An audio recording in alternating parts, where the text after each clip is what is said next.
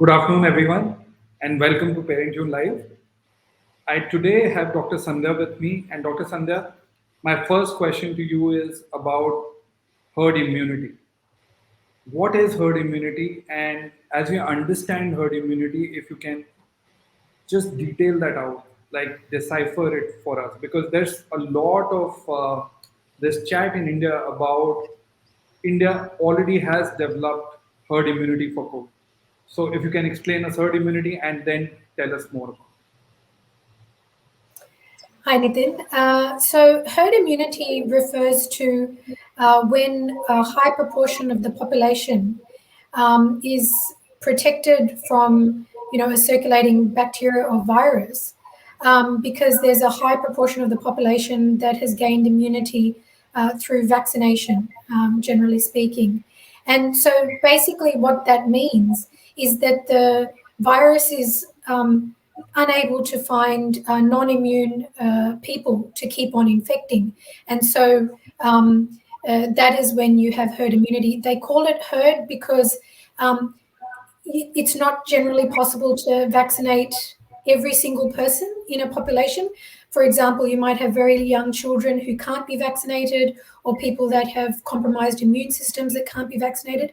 But because a large proportion of the population, and we're talking in the case of COVID, probably over 85 to even 90% of the population that needs to be immune via vaccination before we are able to say that we have reached herd immunity, if at all. Now, in the Indian context, because currently the case numbers have come down, people feel, and what happens is that the virus basically has an ability to infect a certain number of people. And with the original strain of COVID, that number was, or what we call the R naught, the transmission rate of the virus was about one person, infected person, would infect 2 to 3 other people. But with the Delta strain, which is currently the predominant strain around the world, it's more like between 6 and 7. One infected person can infect 6 or 7 other people. So if you imagine, and I've got a little picture here that might help you understand. So herd immunity, before herd immunity on this side, we have the white sheep, the non-immune sheep that haven't been vaccinated, and the pink sheep are the ones that have been vaccinated. So as you can see, if that virus is going to be potentially, if that infected white sheep can infect another, 6 other sheep, then there's a lot of sheep that it can still infect in that herd before vaccination. But after, when more have turned pink due to and become immune due to vaccination, that that infectious sheep is unable to transmit it, basically, it. Right. and that's what we're looking for. But although India has had really excellent rates of vaccination and the incredible numbers, you've got to understand it in the context of the entire population. So I just looked it up. The figure is actually only 10% of the entire population of India is fully vaccinated at this stage, and I think 25% is partially vaccinated. So, no, we are nowhere near reaching herd immunity in India. Yes, the transmission rates have stabilized, and that's probably because during the second wave that India had, so many people got infection. Infection. So there is a level of immunity from natural infection, but that is not, long lasting. Yeah, I think this really helps, Dr. Sandhya. Thanks for explaining herd immunity because this all the vaccination in India has led up to less than 15% of the total population today vaccinated in India. So we are far, far away from herd immunity, like you explained. Unless until we get to a closer to 85, 90%, it is still a far destination. So we still don't have herd immunity. So-called entire propaganda about India having herd immunity, we are far, far away from that. So thanks a lot for sharing that. And it's time to give some more details about why Dr. Sandhya is here today. What is she going to help us with? And that brings me to this entire aspect of schools reopening in India. And in a lot of tier two towns in India and cities in India, schools have already reopened for middle classes, even for primary classes. And these are small towns in India which don't have a single case of COVID as we speak now.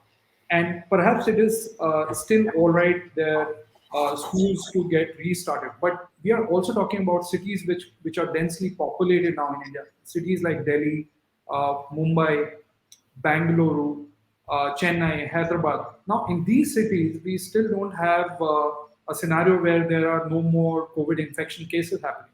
Now, schools are supposed to be opening back again from the 9th of September in the Delhi NCR part of the country.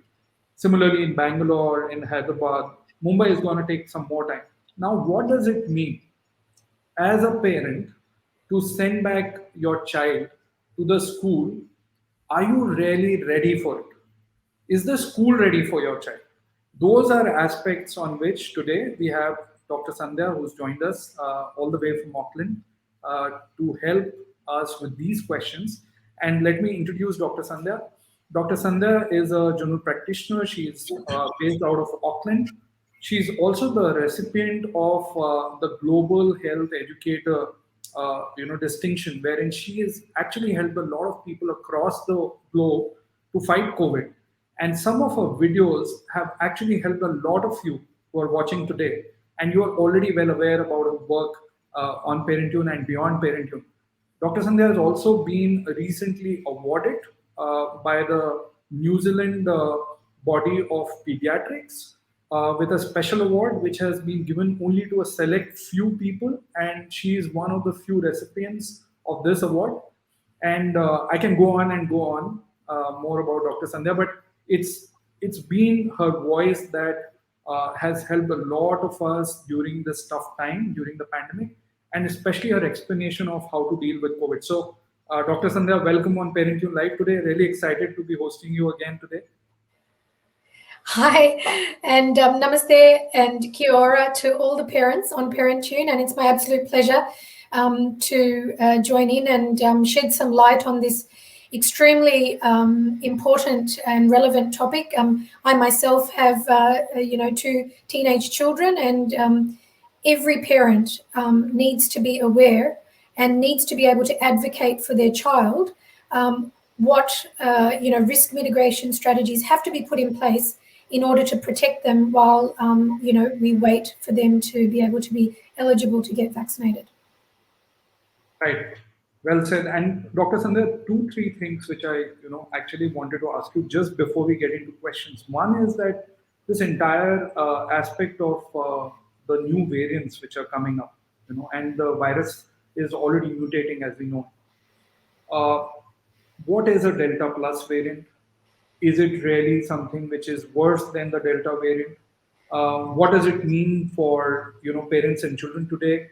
And also, if you can talk a little about what can we look at from a point of view of schools reopening and this new variant coming in the air as well. If both were to happen together, because we are also now in India getting closer to the festive season, and then schools reopening almost the same time. So if you can first talk about a little about Delta plus variant and the new variants which keep coming, it would just help us understand this better. Well, yeah, that I think if 2020 was all about the pandemic, and 2021 is all about mutations, and we've seen that the Delta variant wreaked so much havoc in India. So I'd actually like to start out by just pointing out to everybody one very important fact, that viruses can't mutate if they can't replicate. And that is the underpinning, thing that we need to understand, is that your virus, which basically, looks something like this, there's probably 10 million virus particles in one drop of seawater. It's basically got a protein shell with these protein spikes. Inside, it's got one strand of RNA, and it's got a fatty envelope. Now, RNA, the genetic material it uses to replicate, is very unstable compared to DNA. So the more opportunities that this virus has to replicate inside hosts' bodies and that are infected, it basically, when it replicates, it makes mistakes, and some of these basically survive because they are better at replicating and infecting, and then infecting more people. And so this is what happened with the Delta variant. And as I just explained, the original Wuhan strain, which basically would infect one infected person, would then go on to affect 2 or 3 other people. Now we're looking at numbers of 6 or 7 by one. And those people who get infected with the Delta variant are having 1,000 times higher viral load, as in virus particles they're emitting, and which is why. Now, why is that happening? It's because that virus is basically sticking stronger. The spike proteins are sticking stronger into the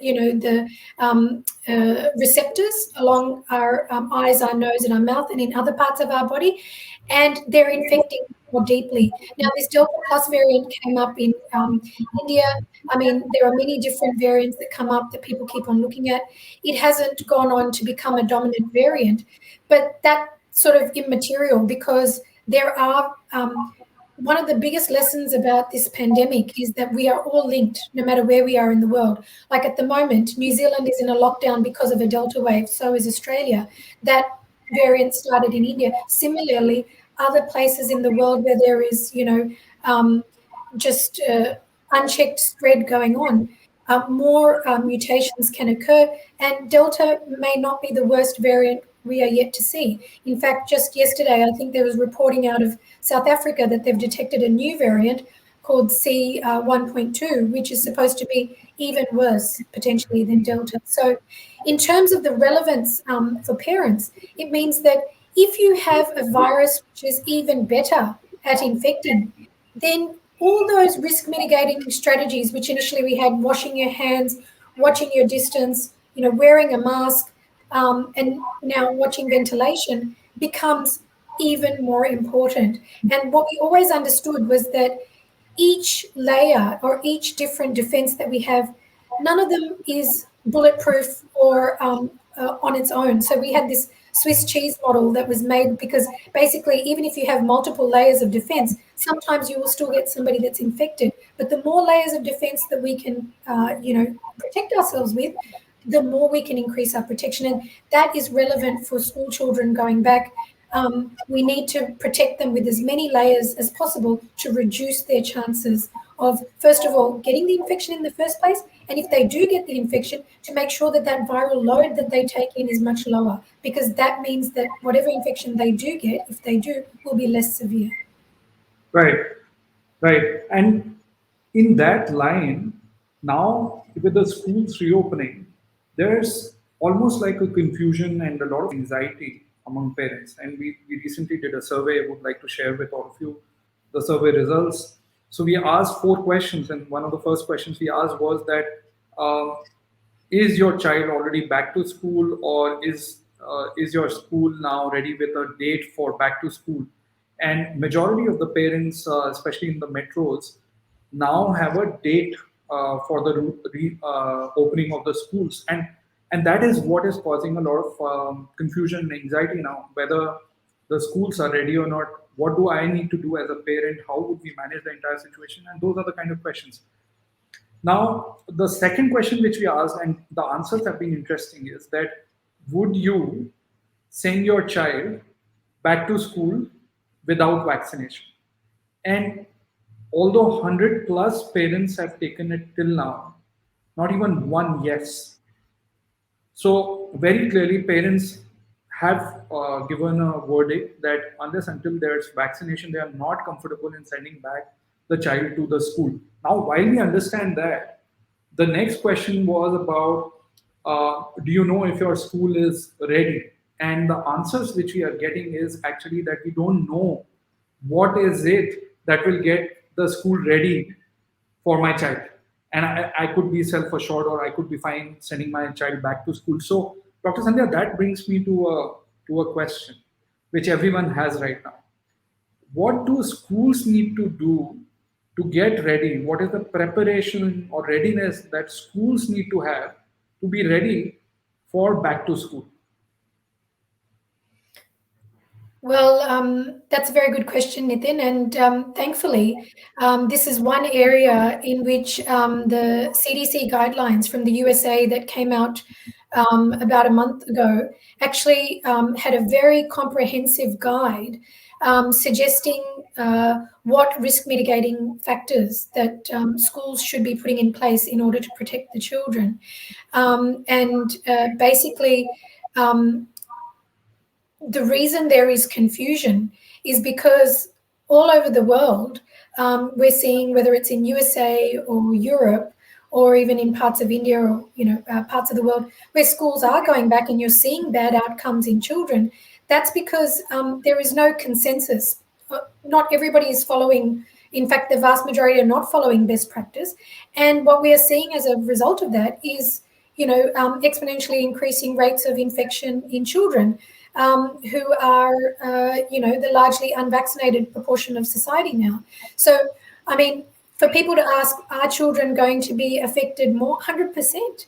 Because if we've shielded our children at home up till now, but then all of a sudden now we're going to send our children back to school unvaccinated, when we've got even stronger circulating, viral mutations, of course they are going to get affected. So this, diagram actually quite well summarizes the CDC guidelines. And I think one of the biggest things that parents need to make sure is that the school has a mask mandate on, because masking is one of the most effective tools in this entire pandemic.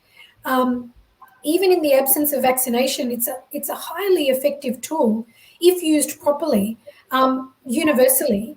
That means by everybody in the classroom, the teachers and all of the students, to decrease the chance of inhaling COVID aerosols. And as we know now, that the main form of transmission initially in the pandemic, it was all about, droplet spread. And so we had the droplet spread is the large particles that we emit when we cough or sneeze. So we were told to cough in our elbow, and the wearing of the mask was to try and block those particles being expelled and infecting somebody else. Now, what we've found is that, and then some of these droplets rest on surfaces, and people can pick them up, and then if they touch their eyes, their nose, their mouth, they can infect themselves. And that's why we had the washing the hands for 20 seconds with soap and water or alcohol to get rid of the virus particles and prevent them entering. But with all the super spreading events that we've seen, and the fact that a lot of the people that are spreading the virus are actually asymptomatic, 50% are asymptomatic. So they're not actually coughing or sneezing, yet so many people are getting infected. How? That's because when we are just talking or even just breathing, we emit a fine spray, which looks something like this sort of fine spray you can see from this, can. Or what I would say is a good way to think of it is like cigarette smoke. Everybody's breathing this invisible cigarette smoke that contains viral particles or aerosols, and they are usually less than 5 micron in diameter, as opposed to the big droplets, which are greater than 100 micron in diameter. Now, with these little viral aerosols, they can travel more than 1 to 2 meters, and they suspend in the air and float in the air for hours. So even if you enter a room that is empty without wearing a mask, that room may have a lot of COVID aerosols in there. So ventilation and basically the movement of these COVID aerosols is highly dependent on the airflow in that room. And ventilation, good ventilation with opening the windows and allowing outdoor air to dilute indoor air and reduce the viral load of that room is incredibly important, as is filtration. Now, another tool which a lot of schools are using and is this thing called CO2 monitors. And we've got a picture here of this traffic light indicator CO2 monitor. Now, CO2, carbon dioxide, is what we emit when we exhale, so when we breathe out. And that can be used as a rough guide to try and make people understand how high the viral load is inside that enclosed space. And what we are aiming for is a CO2 reading of less than 800 parts per million. So as you can see on this, traffic light monitor, it's green when it's under 800. If it goes into the, amber or the red, it means that you need to open the windows, you need to allow outdoor air in to bring that CO2 level down, and that will reduce the risk. So all these tools, and these are being used in a lot of countries in Europe and in America. They're readily available. I think even in India, some of the air purifiers actually have a CO2 monitor on them. And they basically mean that we're not entering that room blind. We know, like, if the teacher has that on the wall, they can see, oh, sorry, the CO2 level's going up, we need to do something about it. Now, the HEPA filters, I mentioned that the particles in the aerosols can be less than 5 microns.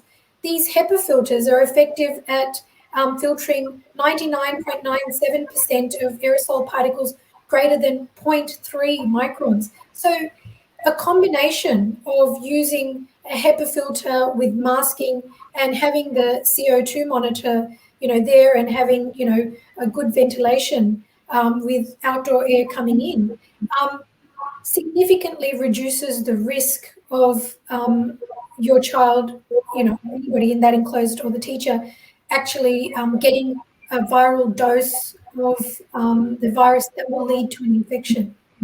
And the other thing is, vaccination is really important.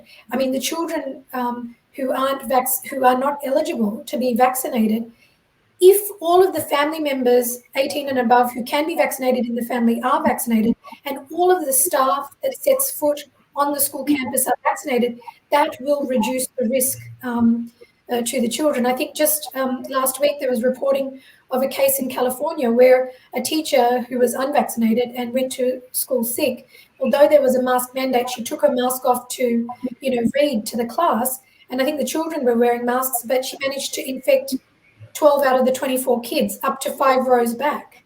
So I think the kids didn't have a severe infection. Maybe that was possibly helped by the fact that they had masks on.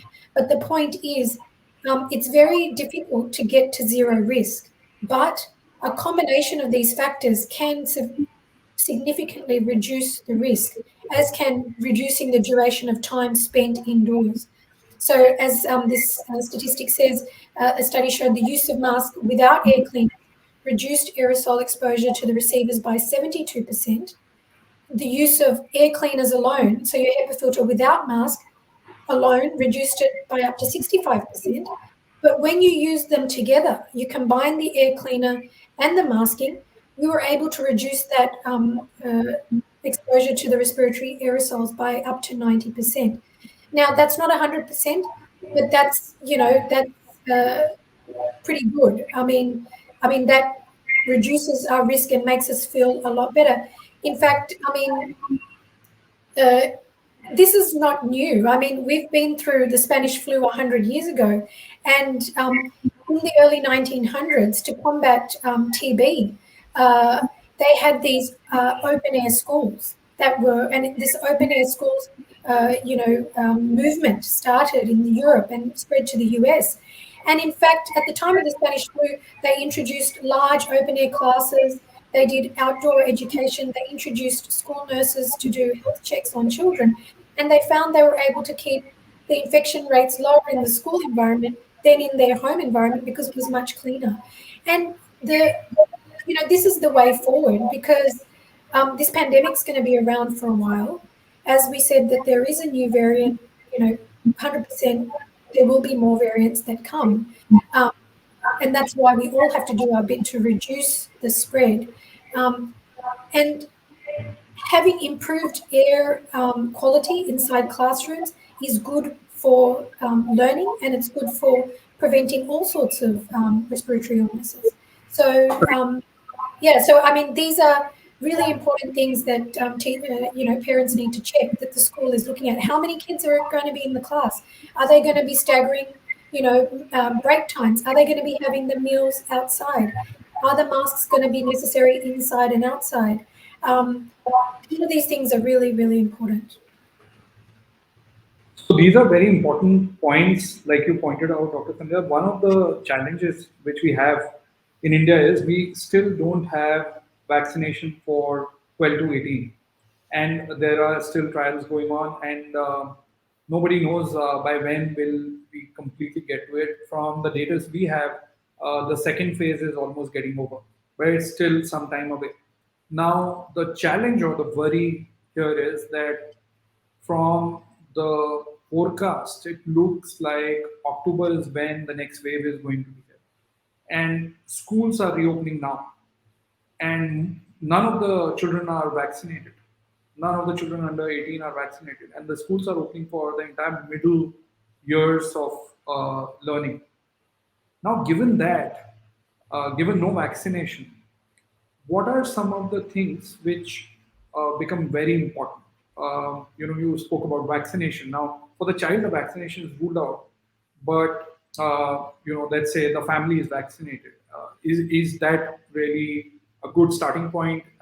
What if teachers, students, between the teachers, students, or teachers and the school staff, uh, is there something like a mandate that unless until you are like you are vaccinated for both the vaccines in India, you can't enter a classroom or you can't be in the school premises as a school staff. Those kind of. So those are also now coming and doing the rounds, and schools are starting to bring that in. Now the challenge, the big challenge in India is each classroom, the minimal numbers are 20 in a classroom. 20 number of children, the point which you were saying, how many children and stuff. Yeah. And most of these schools in urban India, they don't have air filtration and ventilation, the kinds which we were talking about. And it is now crucial, given the COVID environment, it is crucial to have ventilation and, like you said, air filtration. Now, what can one do? And if you can talk about some practices which schools can adapt or do uh, at a classroom level, and then beyond the classroom, what are some of the things which schools could do? Because there are some teachers also watching today, there are some school principals also watching today, so I think that would really help. Yeah, well, I mean, first of all, you asked what parents can do. And I think we need to go back and remember that this is the infection triangle that we're looking at here, where we have basically, the virus, as I described, the host, which in this case is our children potentially, and the environment which we're looking at, which is the school. Okay? So these are the three risks, these are the three parties at play in, this sort of infection triad. Now, if you're looking at what you can do to reduce the risk of your child becoming sick, number one is that your child should be in optimal health. And, our immunity, our personal immunity, is still our number one defense in fighting any infection. And so it's important that if your child has any chronic medical conditions, whether it's, asthma, diabetes, or, even if they don't, those chronic medical conditions should be well controlled. All their childhood vaccinations should be up to date, because you don't want to have them having a, co-infection with with COVID. And, they should be eating well, healthy food. They should be well. We've got a lot of children which, unfortunately, they're overweight, but they're actually malnourished because they are not getting adequate, vitamins and minerals through a healthy diet. There's far too much processed food. So improving their diet, making sure that they're eating and sleeping well, that they are, moving and loving more, meaning that they are staying connected with their loved ones, and that they are, staying calm. So that's the number one thing I would say that parents can do right here and right now, ensure that their kids stay healthy.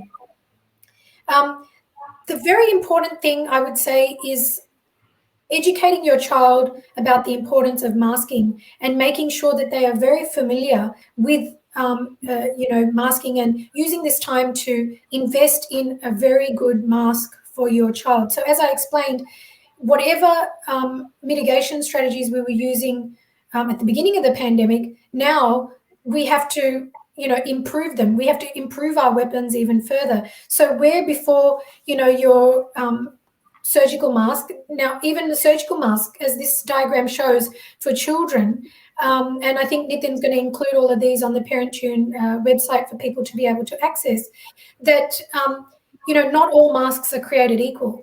Any mask is better than no mask. But you can, you probably would have heard of double masking, which took off in the US, and that was the practice of putting on a surgical, like a disposable mask, and then putting a cloth mask over the top. Because as you can see, these surgical masks have a lot of gaps, but putting another one over the top, a cloth mask, basically meant that it was a tighter fit and you were getting rid of any gaps. There is also simple mask, hacks where you can just sort of tie the loops of the, of the ear loops and fold it. And I've got that video also on my YouTube. These are simple things for children's faces, and ideally there should be a nose wire. And, if possible, the child should be wearing some form of eye protection is ideal if you can, because as I said, as many layers of protection is good. Now, ideally, KN95, or what it means by the N95 or the KN95 means that they are good at filtering up to 95%, or in some cases 99% of aerosol particles, whereas these ones were mainly designed, your surgical mask or your cloth masks were mainly designed against protecting for droplets, but not, those small aerosolized particles, and certainly not with any gaps. So I think, if children are uncomfortable, you've got to sort of explain it in that context. For example, if you're an astronaut going to the moon, you're going to wear your spacesuit. Unfortunately, in these times, and a lot of the children, that's all they've known for the last few years, they actually adapt very quickly. And then make sure you have enough of them. Like for my children, I made sure that in their school bags, they had their sanitary COVID pack ready, where they have, their masks, their pack of masks, because you need to say if it's wet or soiled, keep a separate plastic bag where they can, if there's a disposal place at the school, they can dispose it. They have their, sanitizer ready. I also put a little bit of alcohol in a spray, or, some alcohol wipes, so that they can clean their devices or anything. These are just simple, practical things that you need to empower the child to feel like they can manage themselves, because this is the ongoing reality that they're going to have to learn to basically look after themselves and live with it. Teach them that the masks is like, an underwear. You don't share it. You come home, you wash it. You keep your school uniform in a special place, and you get changed. You wash your hands as soon as you get home. Keep your school bag separate. Make sure that you're washing your hands before you have your food. You're eating anything, and that you're eating outside, and only taking your mask off when eating. So all of these things, I think, are very important for parents to educate the kids. The other thing is, if your child is sick, then you need to keep them home and get them tested for COVID. Do not send them to school. Similarly, although the parents and the family members are vaccinated, they can still get breakthrough infections and then transmit it to their children. So it's important that the vaccinated parents are also, if they are, out and about with people that are outside their bubble, and they're not aware of their vaccination status, that they are wearing masks as well, so they're not coming home and infecting their children. So there are a lot of, things to think about, actually.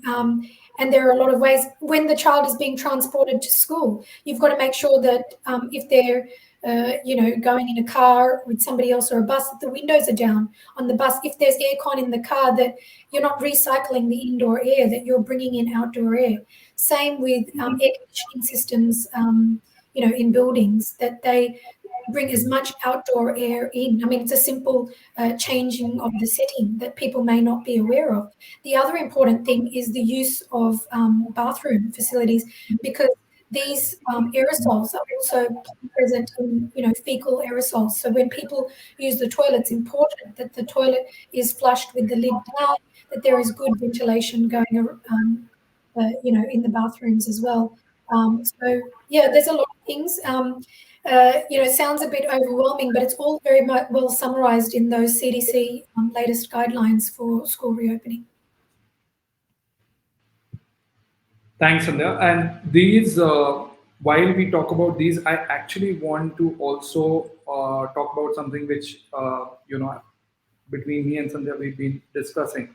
So here's the case study of Scotland. You will see it on your screen now.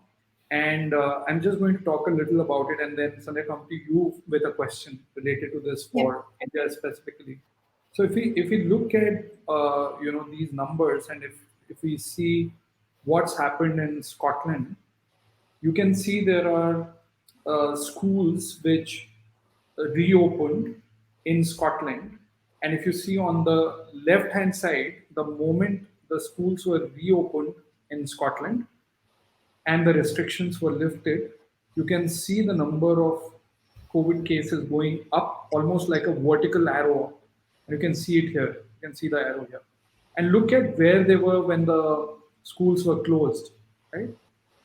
And if you look at similarly what happened after that, after July, when the schools were closed, when July began, schools in Scotland were closed. Look at the number of infections going down. The curve went down. The other data in Scotland shows that most of the infected age group, in terms of proportion of age group, was younger age group, which is, you can see 0 to 14, 15 to 19, and 20 to 24.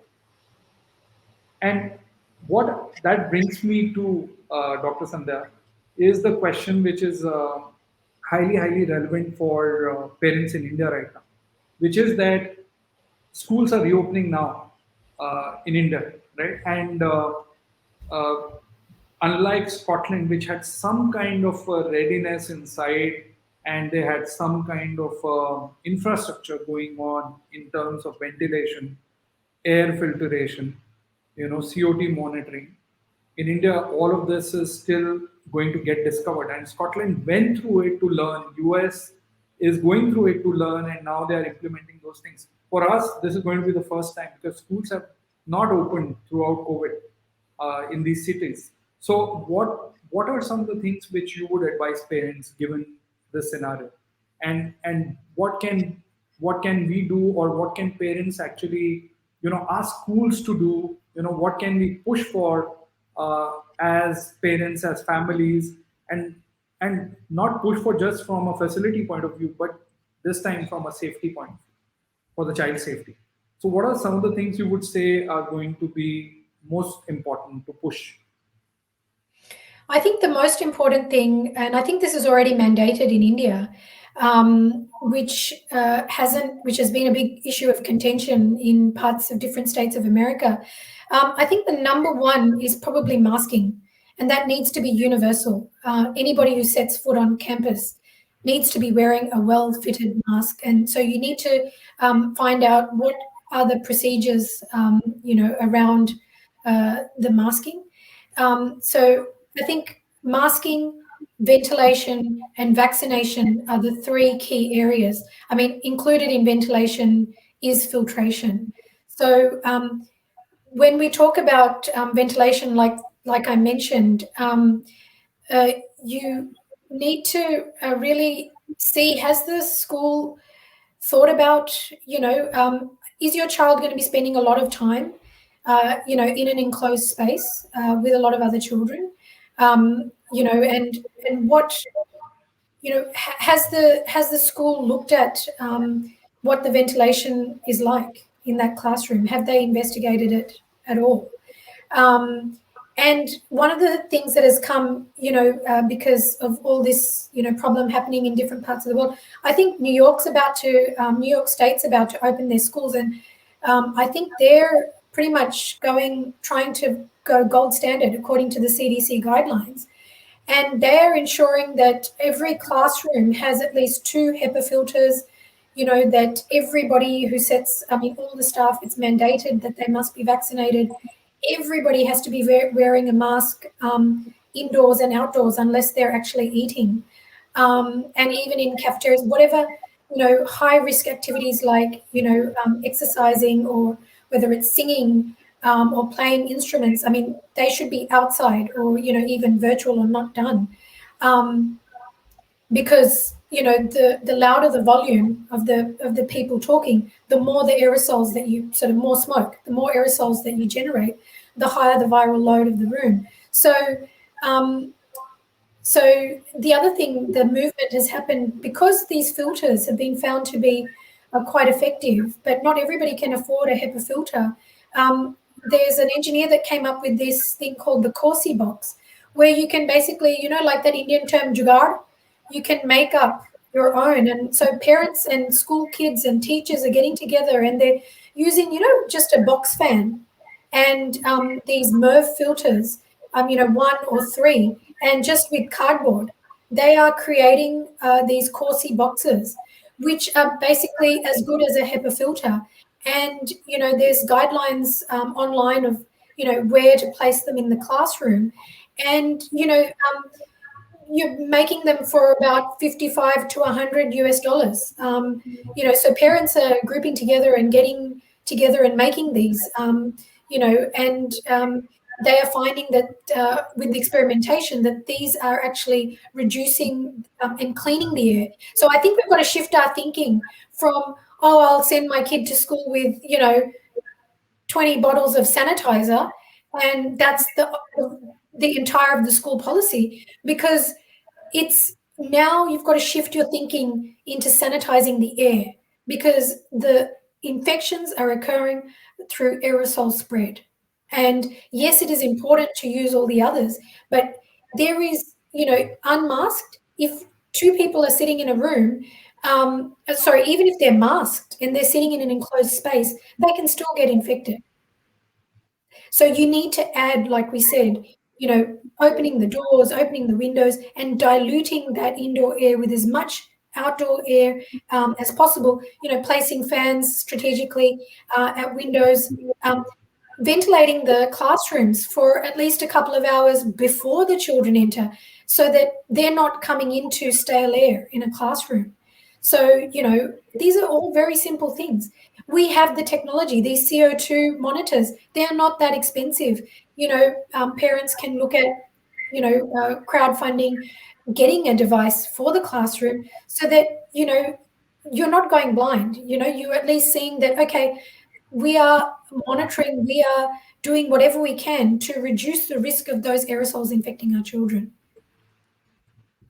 I think that's a very valid point, because it's no more a time to essentially play the wait and watch kind of policy, especially if you're sending the child back to school. And like you said, I think Nitin, I think you can't have magical thinking.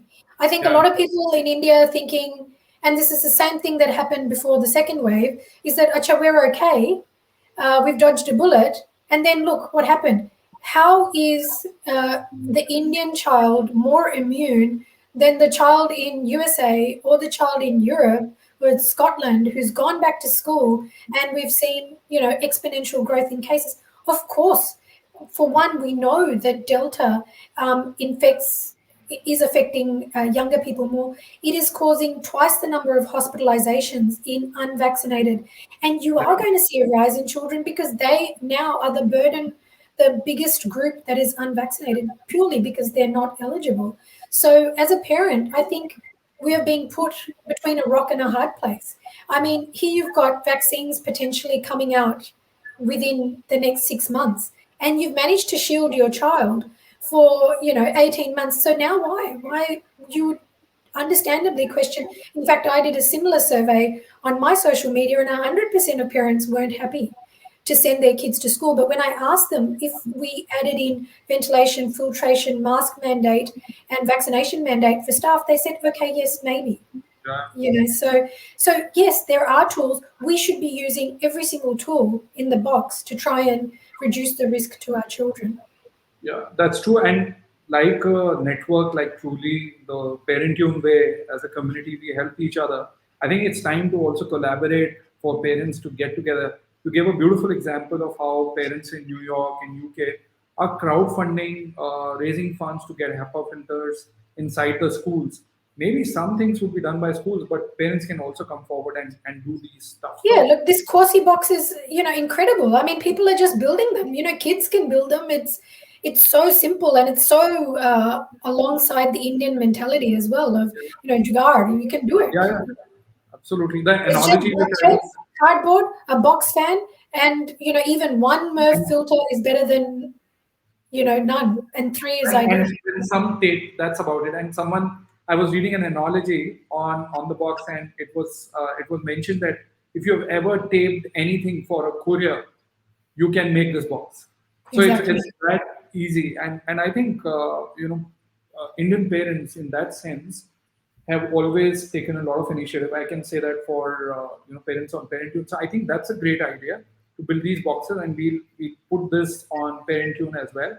So you can look this up. Now, starting to take some questions from Sure. parents, and I think some of it is actually echoing what we've been discussing. But here's a question from Rimjim. Rimjim Nakra has a 13-year-old and a 11-year-old, and she's in Chennai now.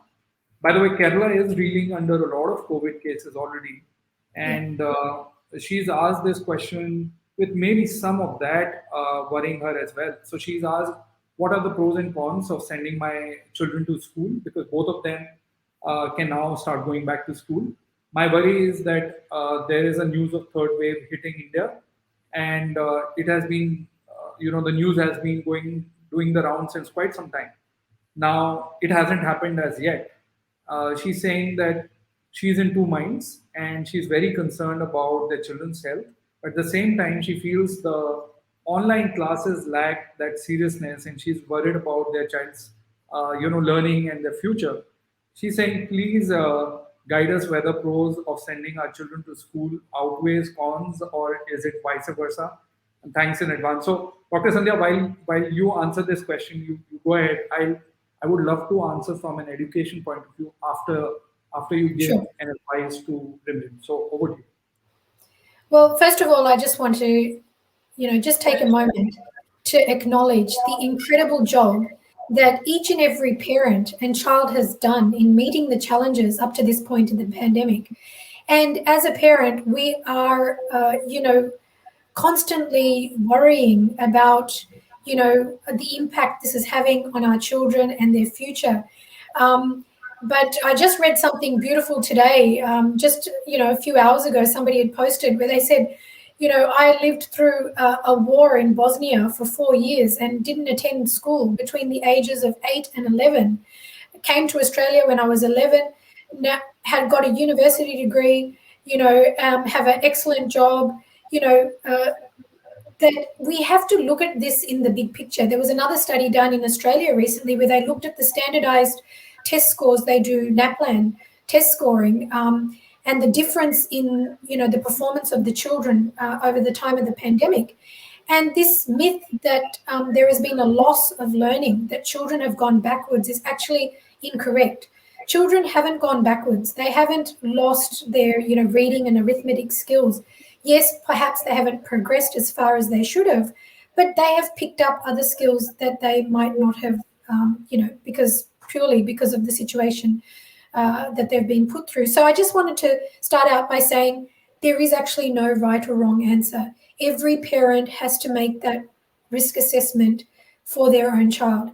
If your child has comorbidities, for example, they have autoimmune conditions, they have heart conditions, or a cancer, or severe asthma or diabetes, or any condition which puts them at a higher risk of a worse outcome with a COVID infection, then and in fact in New York, those children are being given a waiver. They don't have to go. They can continue online schooling if they have a letter, to prove that they have these conditions. And they're keeping online schooling going for when the children that do get sick have to isolate at home. So, I think asking, your school, what sort of backup policy is there? A choice, will my child be able to access virtual learning if I don't send them? Actually, some of the schools are giving that option. So when Yeah, this entire talk started of back to school, these questions started coming because some of these children have comorbidities and yeah, parents are worried and they reach back out to school. So we are hearing now although there's still a formal announcement which is pending, but schools are now considering that, and they are considering that for those children, there would be either a hybrid, classroom which could be Yeah. online and offline, or it could be just completely online. Well, that's another excellent risk mitigation strategy, which I think some schools are doing, where they're doing it on a rotation. You know, you're in a small bubble and you only go a few days a week. And, you know, that's a really practical thing that you can do to reduce the number of people and reduce the number of contacts. Um, you know, unfortunately, in the UK, I think they're going whole hog the other way and just throwing them all in, no risk mitigating whatsoever. So we know what's going to happen there. That's almost like a purposeful let's infect as many children as possible strategy that seems to be at play. And I really feel for the parents in the UK. And I've seen suggestions where some of them are saying that perhaps groups of parents would decide to get together and homeschool small groups of children, which is an incredibly difficult decision to have to make as a parent. And I think that it's unfair of governments to put us in this scenario. So I think, you know, it is a confusing time. I think that if you use every tool that you have and and focus on, you know, the masking, the ventilation, and the vaccination, you know, ideally the child is vaccinated if they are, you know, eligible. And in a lot of countries, children over the age of 12 are eligible. So if you are eligible to get vaccinated as soon as possible. That's number one, because that's the only risk mitigating strategy that helps us when the virus actually enters our body. Another simple thing which you can do, which I brought up in my COVID home management video, is when the child comes home from school, use just a simple, you know, saline nasal spray or dropper, and just get them to clean their nose, rinse their mouth with some salt water, brush their tongue, you know, wash their hands. These are simple, you know, habitual risk mitigation strategies you can do to try and, you know, reduce viral, you know, inhaled, you know, exposed viral load. Not going to cause harm, and, you know, will make you, will definitely help.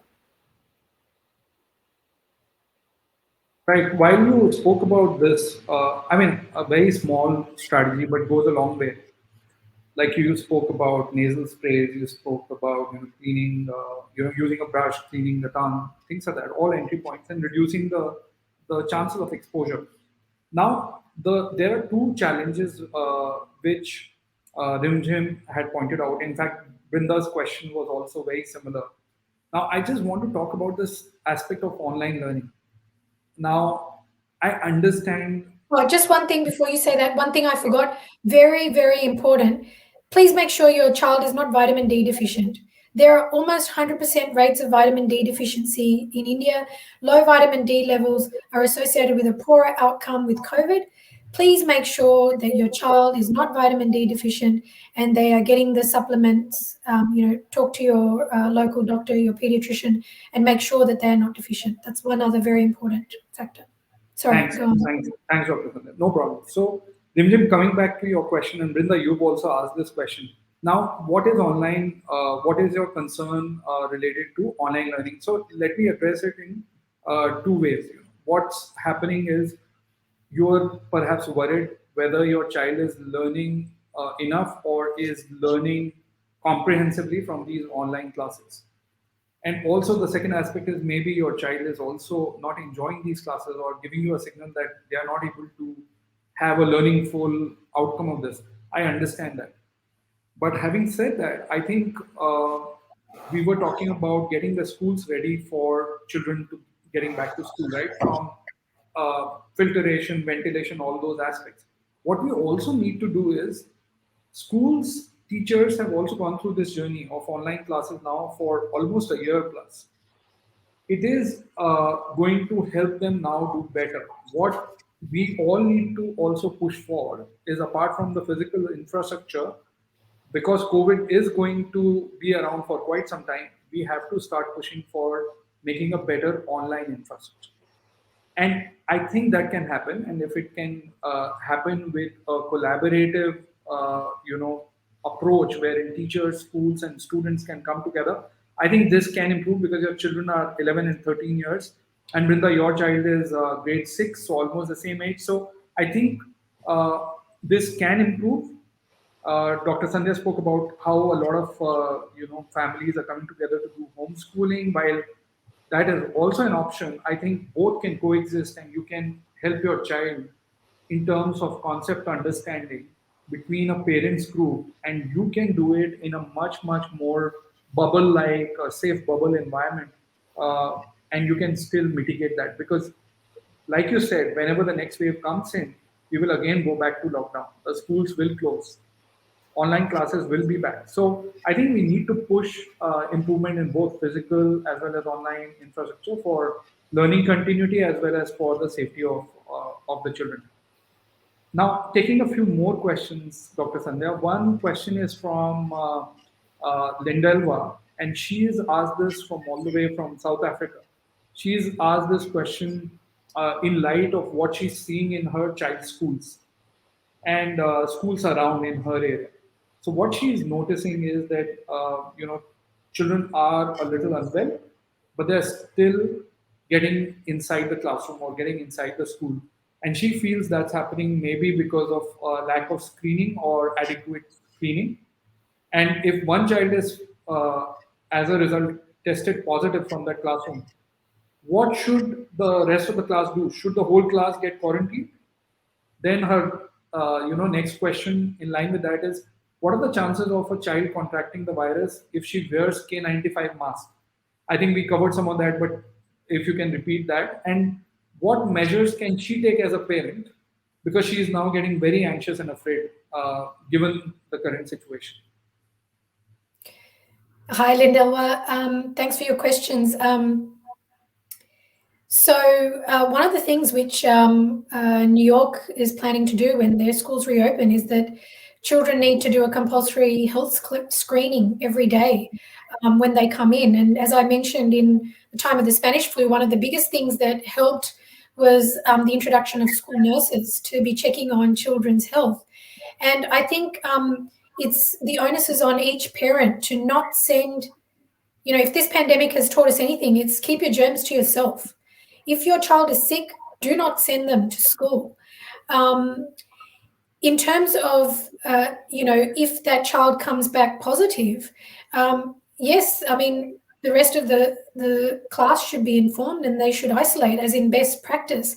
But you're seeing in places in the UK where there is no plan to even contact trace in schools. So it's really beyond belief and, doesn't really make any scientific sense at all because, you can't work on the premise that all children get a mild infection because maybe up to 15%, maybe even more, will have persistent or long-term, long COVID with symptoms greater than, lasting greater than 5 weeks, sometimes even longer.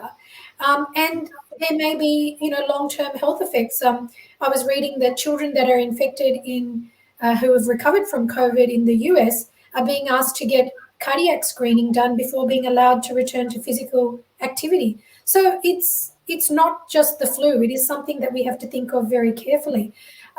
In terms of the masking, definitely a KN95 or an N95 mask is much better at protecting, but it has to be well fitted. And you have to know how to clean that mask properly. So, for example, you would have, 5 N95 masks, and you'd, for one for each day of the week, you'd have a paper envelope, you'd label them, and you'd put them away, at the end of the day, hang them in the sun preferably, and then reuse them after, for the next week. And I think you can do that perhaps 3 times. All these things are online, but the hygiene of the mask is as important as the fit and what the mask is, because you don't want the mask to be making you sick as well. So sometimes just even a cloth mask that has 3 layers, or double masking with a disposable mask, and using those simple mask hacks, which I've demonstrated on my social media, on my YouTube as well, are actually just as good. So you don't have to panic as long as your child is wearing a mask and everybody in the classroom is wearing a mask. That is the best protection. But definitely, the filtering face piece masks, the FFP2 masks, are designed to block aerosols, not just droplets. So, I hope that answers your question. Again, you're asking me from South Africa, so I think each country has different rules that they're putting in place. So if you understand what is best practice, then you can then assess your school and see how many of the boxes are you ticking, and then make an informed decision as a parent, looking at your child's condition, looking at your child's learning needs. And for example, the person in Chennai, I mean, at the moment, if the R rate is less than 1, and there's not a great deal of transmission at the moment, and there's a mask mandate in the school, they're rotating, and you go out and get some eye protection for your kid, you teach them very well, then the risk is relatively low. And you can keep on watching these figures, but the levels, what we don't want to do is that bringing kids back to school shouldn't mean that they keep yo-yoing in and out of being back at school and then back at home. So the only way to do that is by putting all of these multi-layered, risk mitigating strategies in place. And the big three I want you to remember is masking is a must. And I think the Indian Pediatrics Association advises it's okay for any child over the age of 2, as long as they're happy, to wear a mask. And I think I saw that another report of a teacher who's been running classes for a kindergarten, and they've been fine because they've all been wearing their masks. They understand that that's what they need to do. So children are smart and they're adaptable. So teach them, empower them. So, yeah. Thanks, Dr. Sandhya. So, going towards the last part of this live, because there are a little more than these questions which have come up. But just before I touch that, Ria, to answer your question, if your child has missed nursery and KG, I understand your worry.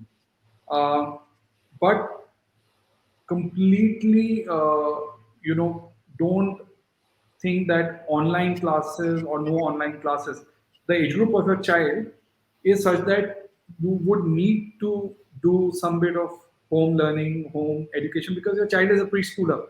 So you could do a lot more with your child right now, and these are the best times. So make the full use of it. Do not worry, schools are not anyways anytime sooner going to be open for primary or preschools. So this will continue. So continue homeschooling your child, and we'll do another live on this. So we'll take that question there. And going back to Dr. Sandhya, if you can tell us, what are some of the don'ts which we need to watch out, all parents need to watch out, while this back to school drive has already started? What are some of the things to watch out? I suppose, I mean, because I've told you the do's over and over again, so the don'ts are pretty clear. I mean, you want to make sure that your child is being well looked after. Their health, their risk profile. The school is not.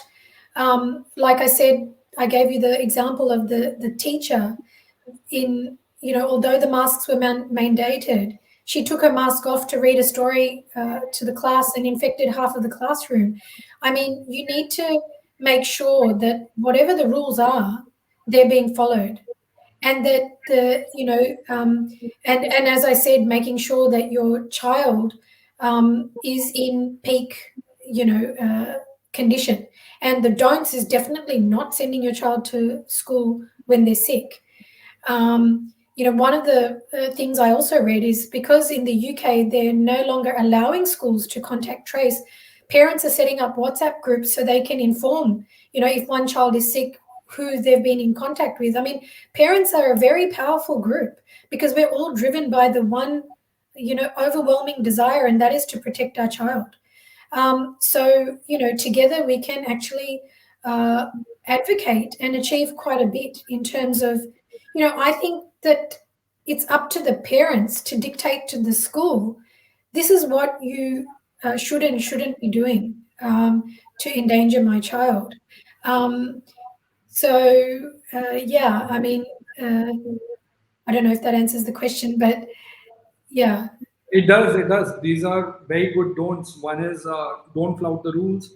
Second is if your child's immunity levels are low, that's a watch out. You need to work on that. Comorbidities is a no, like you said earlier. And that is something which is getting allowed now by schools as they are announcing and they are giving an option to parents. And you don't do anything to somebody else's child that you wouldn't want them to do to you. Yeah, sending the We're all in child. this together. Yeah, sending the child when they are sick to school is a big Yeah. don't. I mean, you teach the child. I mean, it's not just to protect you, it's to protect everybody else in the Yeah, classroom because you don't know if you're infected and spreading. yeah, absolutely. And what are some of the don'ts you would advise to schools? Because teachers and some of the school principals may be watching this. So, what are the don'ts for schools? Don't ignore these recommendations. Take them very seriously. We have the technology. It is inexcusable not to actually use it because they are cheap and it was done 100 years ago already. We don't have to reinvent the wheel. You know, it doesn't, all it takes to teach a child is a teacher and a student. What we want to do is make sure that the environment, this environment that we're exposing them to, is the least risky environment. So your classroom. So at the moment, it's been like, we've kept the child in the trenches, away from, at home learning. Now suddenly we're putting them out into an environment where it's raining virus bullets.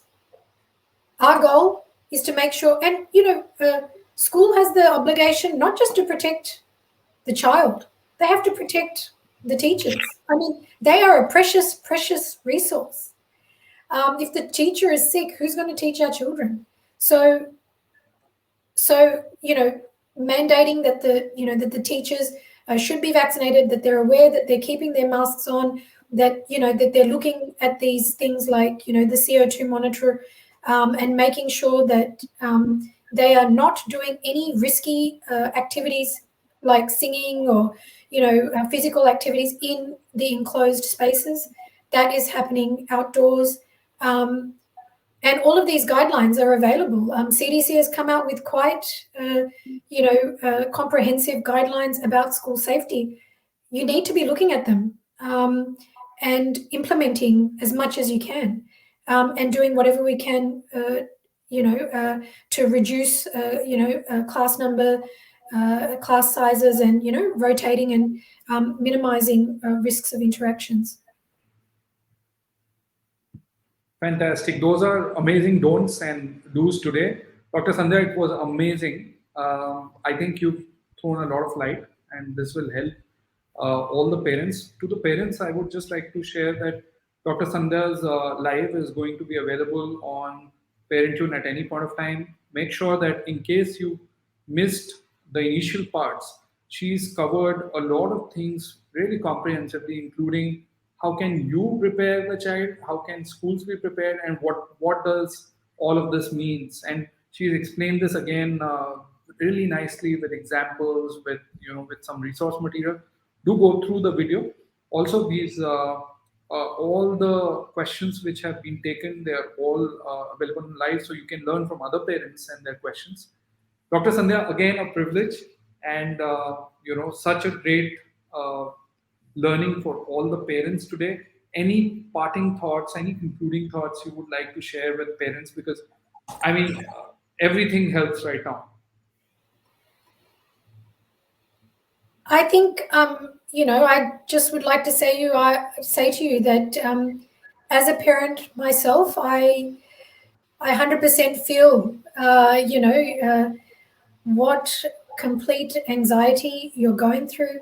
And in terms of my whole attitude to this entire pandemic, has been that if you inform yourself with as much knowledge as you can, and you keep one truth in your mind, and that is prevention is better than cure, especially because there is no cure. Prevention is the cure, and that there is a lot we can do to reduce our risk.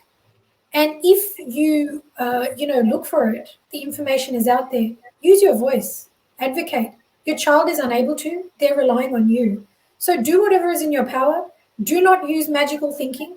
Do not think that my child is immune and India is immune and we're going to go back to school and we're going to be fine, because yes, the majority of children do have mild illnesses, but who's to say that your child won't be that statistic? That one person that had the bad outcome, that had the multi-system inflammatory syndrome, which can even happen after an asymptomatic infection, end up with long COVID. This is their future.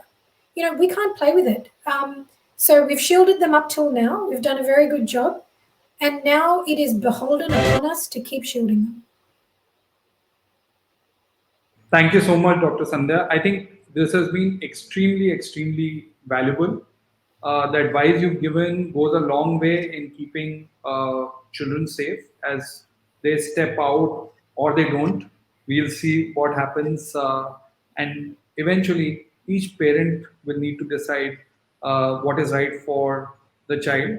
Having said that, there's a lot of goodness which we've got in this life. There's a lot of detailing which you've done. I think that is all going to help parents decide what is right for their child. So thank you again, Dr. Sandhya, and hope to see you soon. Thank you again. Namaste, Dr. Sandhya, and namaste to everyone. Namaste, parents, and thank you so much, Nitin. It's always, always, always a pleasure to be on this live with you. Take care, everyone.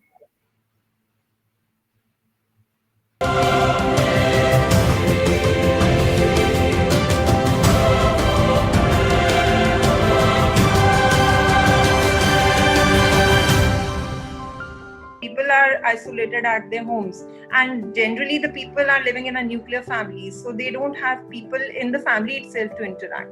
But a 14-year-old will question you a lot. Here it is very important as parents to first build a connect with the child. Start looking at all the positive things that your son has done. I think Parenting has this wonderful concept of called Parenting Live workshops, where they understand that what is that they are undergoing.